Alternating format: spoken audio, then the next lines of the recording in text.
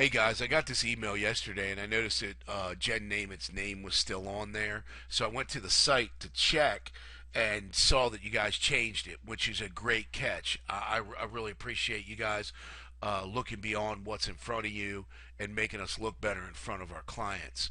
Uh, the other thing I want you guys to look at is when we do make those changes, how are we making those changes, and are we making those changes correctly? So when I go to the site and I look at the summary and I look here, I can tell that something's wrong. And the reason that I can tell that something's wrong is because Kelly is not authorized. So by that little star, it says Kelly's not authorized. So when I go in here and I look at Kelly's information, I notice that the telephone number is still Jen Namath's or the Pennsylvania location phone number. So based on that, I can only assume that what we did was we went in here, modified the contact, inputted all the information to change to Kelly's. However, what we want to do is we want to come to the closing parties. We want to go ahead and click Kelly's name or Jen Namath's name and get to this screen. Then remove party from this file. So it will totally remove that person from the file. And then when we want to put Kelly in, what we want to do is we want to add party. Come down here. Now this is the false one. This is actually Jen Namath. So this has got all of Jen Namath's information still in it. We just mask it with Kelly's name. So we don't want to use that one only because the system uses email addresses.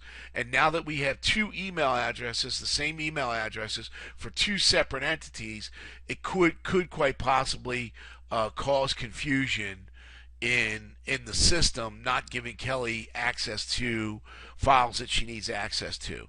So what we would do to add Kelly is we would come down here, we would start to type in her name, hit search, this screen would come up, we hit neutral, that adds Kelly directly to the file without changing the internal information here. And then what we want to do is we want to totally get rid of Jennifer. So that is all stemming from Lantec. And where it stems from in Lantec is we go to file number, we come down here to business sources. So the business source for closer processor we want is Kelly. So what I did was it originally had Jen's name there, but what I did was I came down here, typed in Kelly's information, and then typed paste and exit, and then it puts Kelly's information. So now anything that we upload to the website from this particular file is going to have Kelly's information.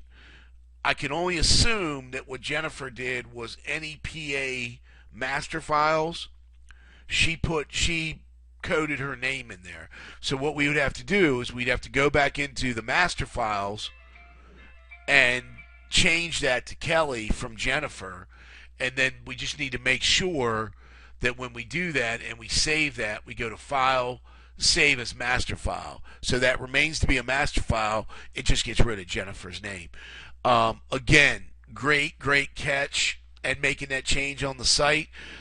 We just want to make sure that we do it right as we go forward. And if you have any questions, don't hesitate to call me, and I'll stop what I'm doing to make sure that we get it in there correctly.